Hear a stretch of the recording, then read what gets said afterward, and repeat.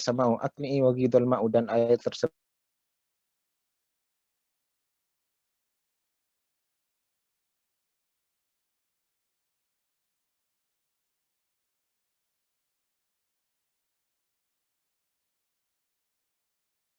menggunakan wazan fu'il, menandakan bahwa fu'il tersebut di dalam bahasa Arab, bahwa lafadz fu'il atau lafadz lam yaghidul ma'u yang menggunakan sifat fu'il tersebut tidaklah datang perintah kecuali dengan atas perintah dari Allah Subhanahu wa taala. Makanya di berikutnya masih ditakkid lagi. Ditakkid dengan wa qadal amru.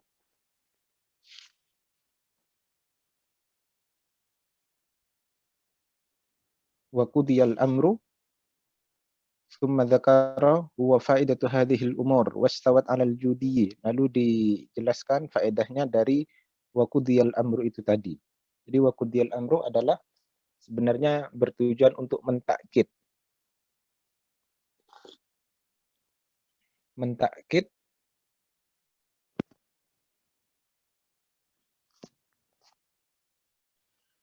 yang sebelumnya dengan lafadz wa ghidal ma'u itu sudah dipastikan bahwa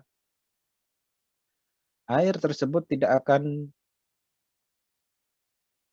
menyelamatkan orang atau tidak akan masuk ke bumi, tidak akan ditelan oleh bumi, tidak akan diminum oleh bumi kecuali atas perintahnya Zat yang Maha Kuasa. Jadi meskipun sebenarnya tidak ada lafadz wa qudiyal amru, dengan lafadz wa ghidal ma'u itu sudah diketahui bahwa air tersebut akan berjalan sesuai jalannya, yaitu sesuai atas perintah siapa yang memerintahkan.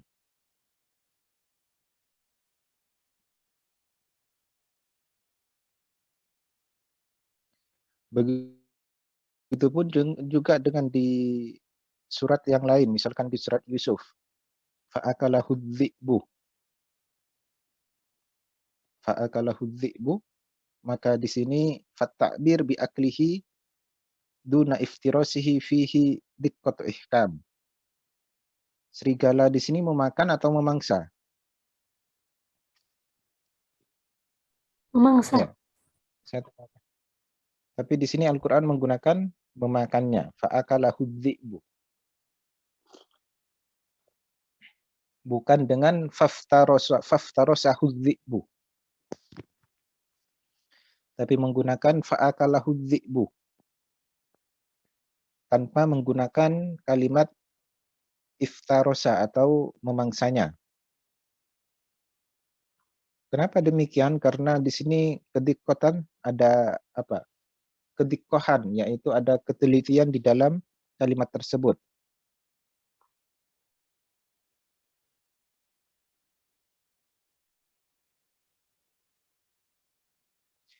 Karena faftirasu dzi'bu lil farisa, memangsanya, ya, dimangsanya atau memangsanya seekor serigala ke apa? Ke sasarannya, yaitu Nabi Yusuf di sini kalau digunakan dengan lafadz memangsa, iftiros, maka serigala memangsa ke hewan mangsaannya tersebut, annahu yabqa minha asyilla. Ketika dikatakan bahwa serigala memangsa, maka pasti masih ada sisa-sisanya. Ketika hanya sebatas memangsa, ya mungkin memangsa hanya yang dikena sebagian dari anggota tubuhnya, misalkan dari kakinya atau pahanya, dan yang lainnya masih tersisa. Sedangkan saudara Nabi Yusuf yang lain, yang ingin mencelakakan Nabi Yusuf, yaitu ingin membuat ayahnya itu berpikiran bahwa Nabi Yusuf sudah sama sekali tidak ada di muka bumi ini dan dimakan sehabis-habisnya oleh serigala itu tadi. Dalam artian dimakan sampai ke ujung-ujungnya, dimakan, bukan dimangsa. Kalau dimangsa, sebagian anggota tubuhnya masih bisa untuk dicari dan untuk diselamatkan. Akan tetapi kalau dimakan oleh serigala, Karena ini yang diinginkan oleh saudaranya Nabi Yusuf, yaitu yuriduna ayyushiru abahum bi anna Yusufa alaihi salam qad intaha, bahwa Nabi Yusuf sudah tidak ada lagi di dunia ini, hatta la yufakkir fi dhahabi ila tahassusi atharihi, sehingga ayahnya Nabi Yusuf tidak lagi berpikiran dengan lafaz akala itu tadi, tidak lagi berpikiran untuk pergi mencari bekas dari Nabi Yusuf itu tadi. Kalau dimangsa masih bisa dilihat dan diambil bekasnya. Tapi kalau dimakan, yaitu sudah tidak mungkin untuk tersisa lagi. Faddalalatu bil akli, yakni al-iltiham duna ibqa ayu atharin, maka penggunaan kalimat dengan lafaz fa'akalahu dzi'bu di sini menunjukkan al-iltiham, menunjukkan iltiham tanpa memberikan bekas apapun. Yang tanpa memberikan bekas apapun, di sini ternyata kalimatnya adakku, yaitu lebih masuk, lebih menekan atau lebih tersampai ke hati kita untuk menyampaikan makna yang diinginkan oleh saudaranya Nabi Yusuf, yaitu dengan kalimat fa'akalahu dzi'bu, dimakan oleh seekor serigala.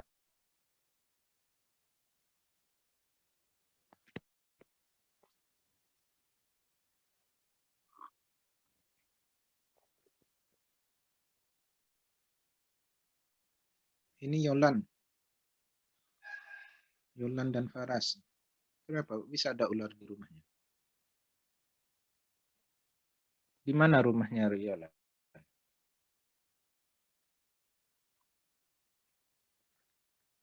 Sudah keluar ularnya. Dia hilang di kamar tadi Ustaz, kamar sebelah. Di mana Di ininya? Polawejan Ustaz.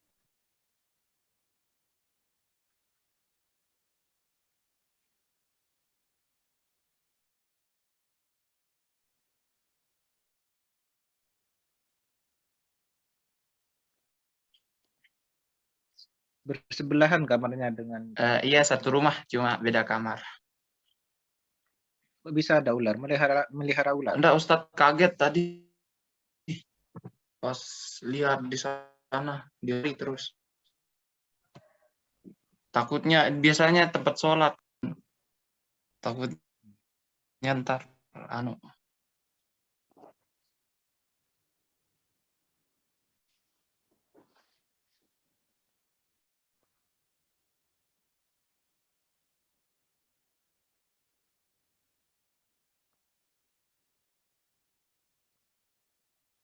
Ya, jadi itu balaghah yang ada, sebagian dari balaghah yang ada di dalam Al-Quran untuk membuktikan bahwa ilmu balaghah ini diakui di dalam Islam, dan juga Al-Quran sangat memperhatikan terhadap keilmuan balaghah di sini. Begitupun dengan bagaimana dengan Rasulullah Sallallahu Alaihi Wasallam. Rasulullah Sallallahu Alaihi Wasallam tentunya beliau seperti yang saya sampaikan kemarin, bahwa beliau adalah guru dari Al-Quran ini, yang menjelaskan kepada kita, memberi penjelasan terhadap Al-Quran yang di dalamnya penuh dengan balaghah, sehingga tentunya Rasulullah SAW yang menjelaskan isi Al-Quran yang penuh dengan balaghah, tentunya beliau juga memiliki atau menggunakan bahasa balaghah di dalam penjelasannya atau dalam kehidupan sehari-harinya.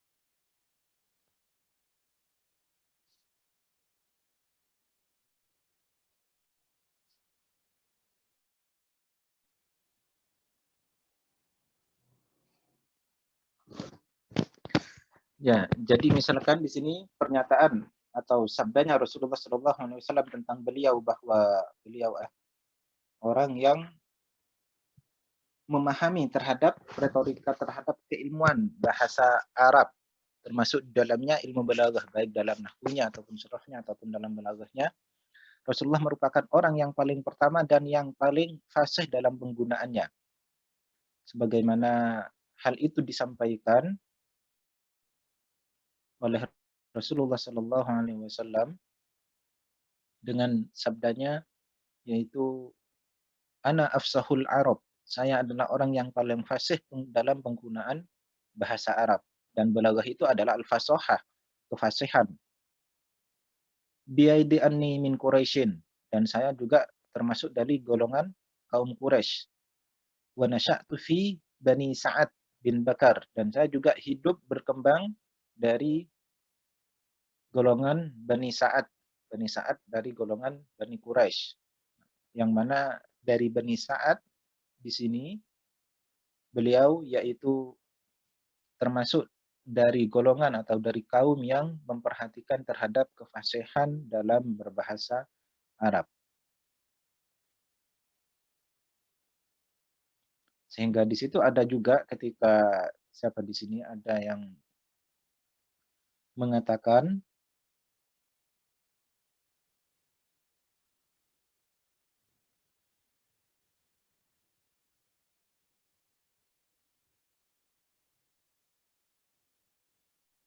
ada sebuah hadis, ya, ada seseorang yang laqad tuftu fil Arab wa sami'tu fusaha'ahum fama sami'tu afsahu minka faman addabaka. Di sini ada yang mengatakan ada orang yang dia sudah keliling di negara-negara Arab dan sudah mendengarkan kefasihan dari orang-orang Arab yang berbicara, fama sami'tu afsahu minka. Di sini ada orang yang bertanya kepada Rasulullah, dan saya wahai Rasulullah tidak pernah mendengar orang yang lebih fasih selama ini yang kefasihannya melebihi engkau. Maka siapa yang mengajari engkau kefasihan dalam balaghah ini atau dalam berbahasa Arab ini? Dijawab oleh Rasulullah sallallahu alaihi wasallam, "Addabani Rabbi fa ahsana ta'dibi." Yang mengajarkan kepadaku adalah Tuhanku, fa ahsana ta'dibi, maka dialah yang paling baiknya pemberi pengajaran kepadaku, memberi ilmu kepadaku. Jadi pengakuan dari orang Arab yang beliau adalah orang Arab ini, dia orangnya termasuk orang yang memperhatikan terhadap kefasihan bahasa, keliling ke setiap orang yang fasih dalam bahasanya, tidak menemukan yang lebih fasih dalam penggunaan bahasa Arab kecuali Rasulullah SAW, sehingga bertanyalah siapa yang mengajari engkau, wahai Muhammad. Dijawab oleh Rasulullah SAW, "Addabani Rabbi fa ahsana ta'dibi." Tuhanku yang mengajariku kefasihan dan keilmuan ini.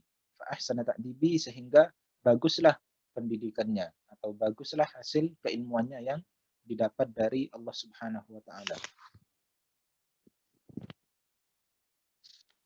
Dan juga karena Rasulullah menjelaskan apa yang ada di dalam Al-Qur'an misalkan, sehingga terkadang balaghah yang disampaikan oleh Rasulullah atau penjelasan yang disampaikan oleh Rasulullah sallallahu alaihi wasallam yaitu terkadang mengambil dari kebalaghahan yang ada di dalam ayat Al-Qur'an.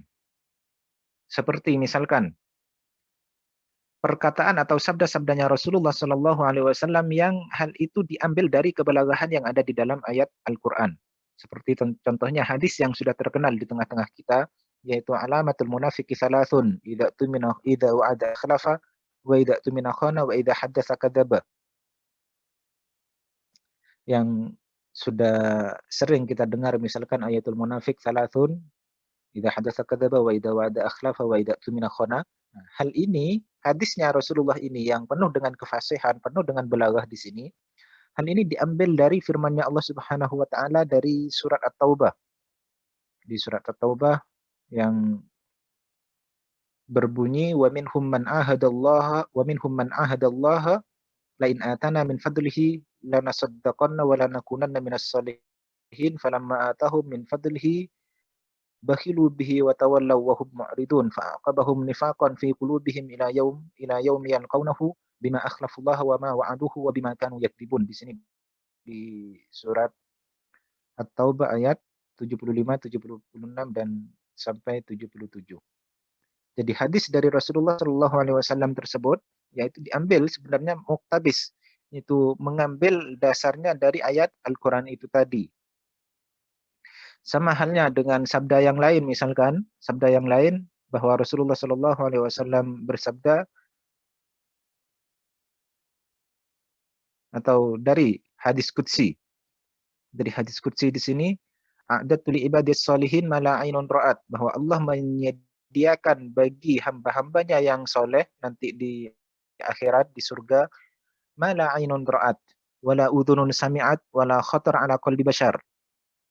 Ini hadis qudsi yang disampaikan oleh Rasulullah Shallallahu Alaihi Wasallam, dan hadis qudsi lafadznya adalah murni dari Rasulullah Shallallahu Alaihi Wasallam, akan tetapi maknanya adalah dari Allah Subhanahu Wa Taala, yaitu yang berbunyi a'dadtu li ibadiyas sholihin. Allah telah menyiapkan bagi hamba-hambaku yang soleh mala ainun ra'at, hal-hal yang tidak bisa dilihat nanti atau tidak bisa kita bayangkan di dunia ini. Apa yang terlihat oleh mata dari indahnya pemandangan yang ada di dunia, hal itu sama sekali tidak bisa keindahan di akhirat nanti. Semua keindahan yang ada di dunia ini itu tidak ada apa-apanya dan tidak bisa untuk kita bayangkan akan keindahan di hari akhir di surga dan di hari akhir nanti bagi mereka yang orang-orang yang soleh itu tadi. Wala udhunun sami'at, dan juga yang tidak pernah terlintas atau tidak pernah terdengar oleh telinga mereka akan hal-hal keindahan. Seindah-indahnya mereka yang mendongengkan atau menceritakan tentang surga, seindah-indahnya atau sebagus-bagusnya apa yang mereka lihat, seindah-indahnya apa yang mereka dengar, itu semuanya sama sekali tidak mewakili akan hal itu yang akan terjadi. Dalam artian tidak bisa terlintas oleh pikiran kita. Wala khatarun ala qalbi bashar. Dan juga yang tidak pernah terlintas dalam hati manusia. Jadi yang selama ini kalian beranggapan, oh surga itu nanti misalkan buahnya ada di bawah dan pohonnya atau yang lainnya misalkan apanya buahnya ada di bawah dan ininya ada di atas sehingga kita tinggal ngambil dan yang lainnya, itu semuanya tidak bisa untuk kita bayangkan yang demikian. Keindahannya dan yang lainnya semuanya tidak bisa kita bayangkan yang ada di dunia ini. Ada yang pernah bayangkan keindahan surga?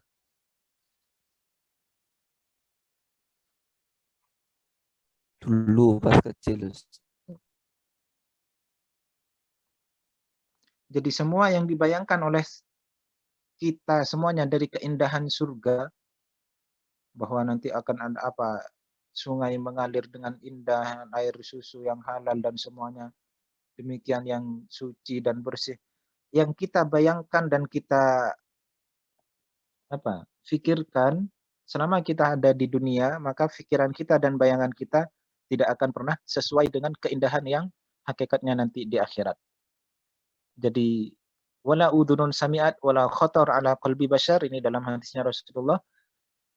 Di sini maknanya diambil dari firman-Nya Allah Subhanahu wa taala, yaitu fala ta'lam nafsun ma akhfa lahum min qurrati a'yun jazaa'an bima kanu ya'malun. Silakan di sini di ayat 85 atau sampai 84 sampai 85.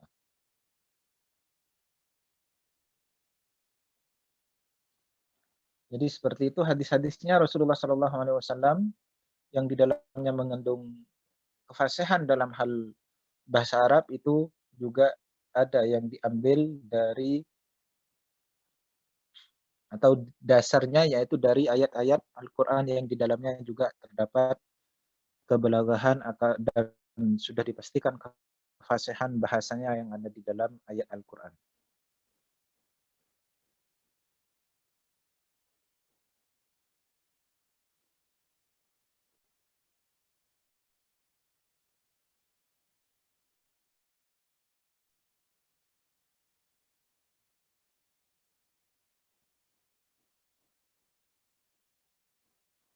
Silakan sampai di sini jika ada pertanyaan.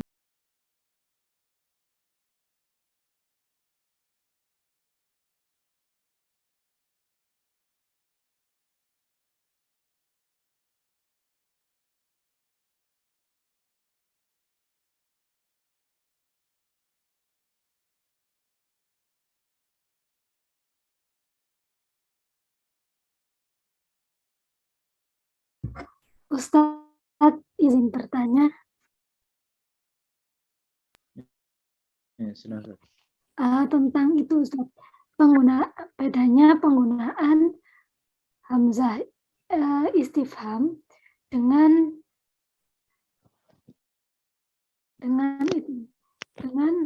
ayat-ayat yang menggunakan afala atau dengan kata tanya yang lainnya.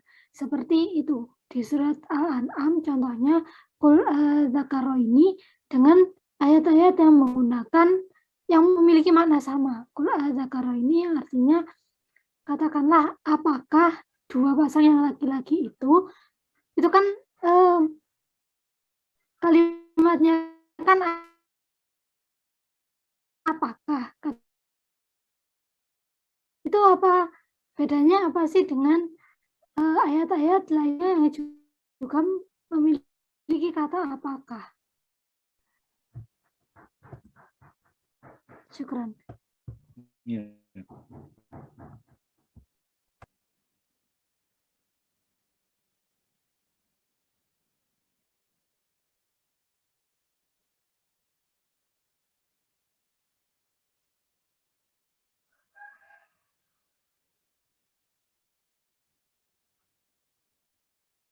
Ya, itu dalam penggunaan hurufnya. Ada yang memang huruf istifham, ada yang dengan menggunakan hamzah, dan ada yang menggunakan afala atau hal dan yang lainnya. Di situ terkait penggunaan huruf yang seperti itu, kalau itu memang sudah terbiasa.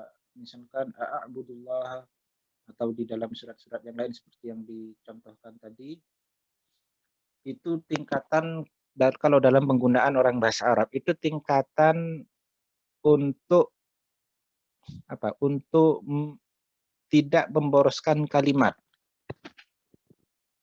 atau menyesuaikan dengan antum asyaddu khalqan amis sama'u banaha, kan di sana ada antum seperti itu.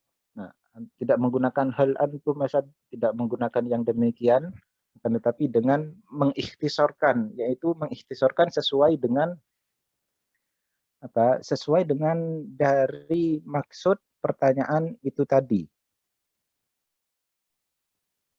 Tapi kalau dari segi maknanya itu sama dengan antum atau hal, afala, itu adalah sama, akan tetapi untuk menyesuaikan atau tidak memboroskan dengan kalimat yang akan disampaikan setelahnya. Seperti antum asyaddu khalqan amis sama'u banaha atau fahal ta'rifun atau afala tadhakkaruna, itu sesuai dengan kalimat yang pas dengan kalimat sebelum atau setelahnya. Tapi kalau dari segi makna, hal itu dengan menggunakan hamzah dan dengan menggunakan hal dan dengan menggunakan afala, hal itu semuanya samanya atau dari segi makna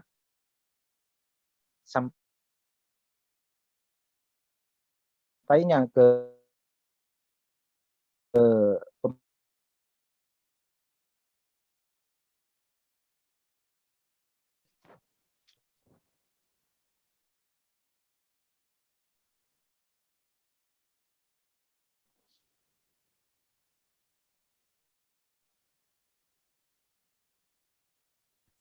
Ustaz, izin menyampaikan pendapat Ustaz ya, mengenai ini. Mungkin ketika Ustaz melemparkan kalimat silakan yang mau bertanya, mungkin teman-teman sedikit bingung karena pertama kita mungkin alangkah baiknya kalau kita di depan kita ada teks bacaannya atau buku Ustaz, biar nanti ketika Ustaz menyampaikan kita sambil memperhatikan buku, dan kalau memang ada yang dibingungkan kan nanti bisa ditanyakan begitu Ustaz. Jadi mungkin karena di depan kita tidak tersedia buku atau ya buku, jadi kita ketika mau bertanya bingung Ustaz, karena materi yang saya sampaikan kita tidak bisa menangkap sepenuhnya dengan awang di angan-angan saja Ustaz. Begitu Ustaz. Terima kasih. Ya, insya Allah ini untuk bukunya nanti insya Allah ini sudah fix buku ini, akan tetapi kalau untuk ditampilkan, karena ini bukunya ya bukan buku yang ada di PDF-nya. Jadi bukunya langsung ada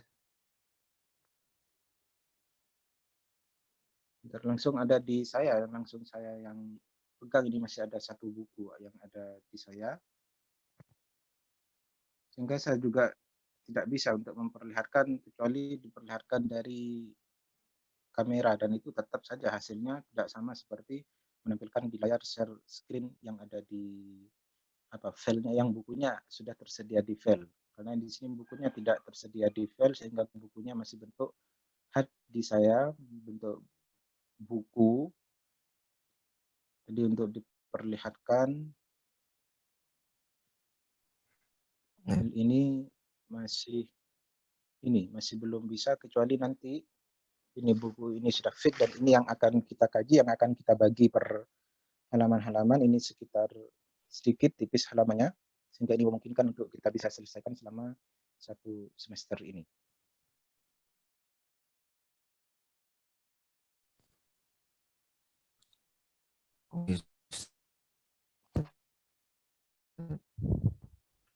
Berarti untuk judul buku sudah ada yang fix. Suaranya putus. Suaranya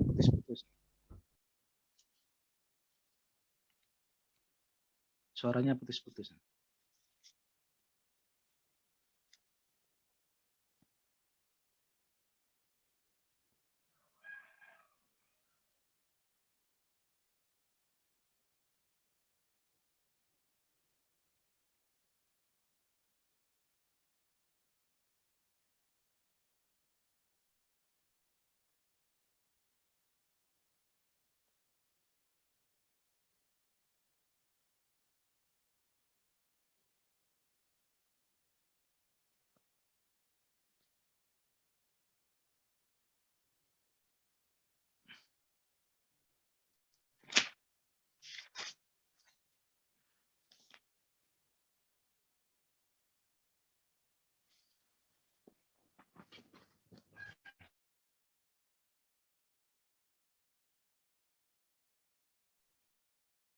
Hasbi.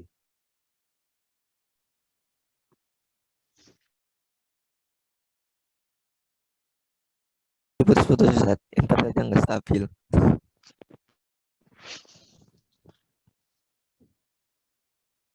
Ya, yang di dalam ilmu balaghah ini nanti yang akan kita bahas semuanya adalah misalkan di sini ilmu bayan.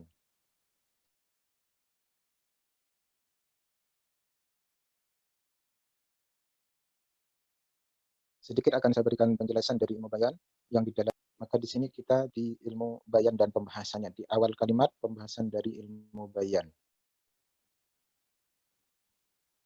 Bahwa ilmu bayan adalah ilmun yu'rafu bihi kaifiyatu ada'il ma'na al-wahid biturukin mukhtalifah ma'wuduhid dalalati alaihi. Itu ilmu untuk mengetahui bagaimana kita memahami sebuah makna dengan biturukin mukhtalifah. Kaifiyatu ada'ul ma'na al-wahid, bagaimana kita menyampaikan sebuah kalimat yang penuh dengan makna dengan berbagai macam cara ma'wuduhid dalala alaihi. Dan tentunya harus disertai dengan kejelasan dalalahnya atau kejelasan maknanya. Fal ibanatil makna al-mukhtalifah fi sudur fi asalib mukhtalifah hiya mawdu'i hadzal fan. Maka memberikan penjelasan dari makna-makna yang berbeda-beda dengan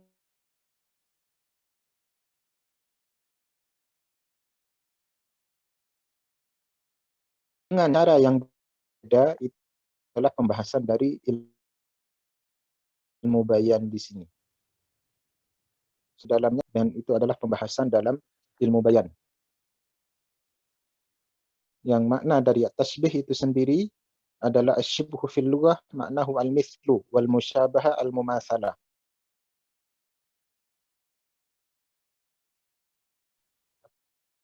Tashbih dan ilmu tashbih di dalam ilmu bayan, persamaan, wal musyabahah, kemiripan, atau al-mumatsalah. Sedangkan kalau pengertian dari at-tashbih itu sendiri adalah ilhaqu amrin bi amrin bimakna mushtarakun bainahuma bi'adah. Ilhaqu amrin bi amrin, yaitu mengikut sertakan sebuah kalimat dengan kalimat limakna mushtarakun bainahuma, dikarenakan di dalamnya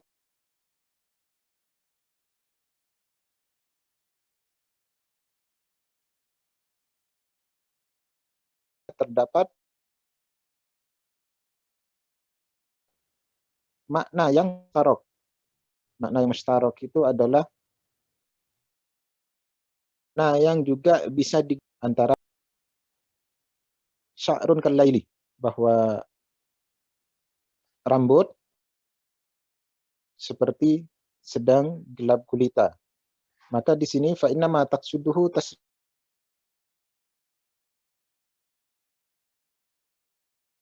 tasya'ru fi aswadi. Rambut ini yaitu dengan warna yang gelap, yang hitam. Diserupakannya adalah rambut ini disamakan dengan kegelapan yang gelap gulita dalam kegelapannya. Maka makna mustaroknya adalah antara kegelapan dengan warna yang hitam. Fal ma'na al-mushtarak baina asy-sya'ri wal laili huwa as-sawadu. Gulita adalah adanya warna hitam. Wa huwa ma yusamma bi ay al-jami' baina at-tarfaini, atau yang orang mengatakan misalkan sya'run kal-laili, bahwa rambutnya adalah ibarat malam hari atau ibarat keadaan di malam hari. Maka yang maksud atau makna dari kalimat tersebut yaitu menyamakan maknanya antara yang ada di dalam syair dengan rambut dengan tadi, sebagaimana ketika gelap itu warnanya adalah bagi mereka adalah hitam, begitupun dengan rambut yang warnanya hitam diikut sertakan maknanya antara kegelapan dengan rambut, yaitu berada dalam makna yang hitam. Itu salah satu dari contoh dari at-tashbih. Meskipun nanti di sini akan ada arkan-arkan at-tashbih yang mungkin nanti minggu depan sudah bisa langsung dibagikan ke setiap kelompoknya, dan ini yang dari arkan at-tashbih apa saja, rukun-rukun tashbih dan pembagiannya tashbih apa saja. Dari pembagiannya ada rukun-rukunnya, ada pembagiannya, ada tashbih misalkan hissi, yang hissi bihissi, atau akli biakli, atau hissi dengan akli, dengan yang seperti itu, atau akli bihissi yang sifatnya akal dengan panca indera itu, dan yang lainnya dari macam-macam tasbih itu sendiri. Mungkin nanti ini di minggu depan saya usahakan mungkin bukunya sudah ada di tengah-tengah kalian semuanya dan sudah bisa untuk dikaji sesuai dengan kelompoknya masing-masing.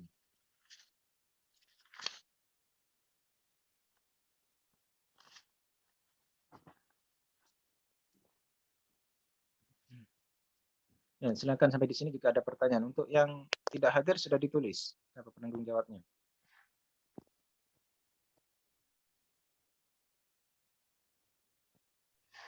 Sampun Ustaz.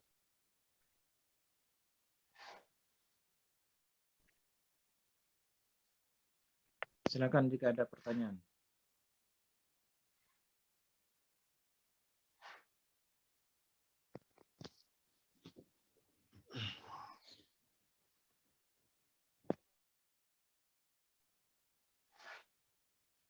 Ya, kalau tidak ada, mungkin saya izin untuk mengakhiri terlebih dahulu. Si perlu dan butuh untuk istirahat.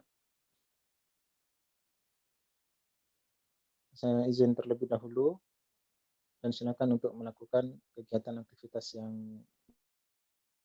bermanfaat lainnya. Saya akhiri dengan bersama-sama membaca doa kafaratul majelis. La ilaha illa anta astaghfiruka. Asyhadu an la ilaha illa anta. Assalamualaikum. Waalaikumsalam warahmatullahi wabarakatuh.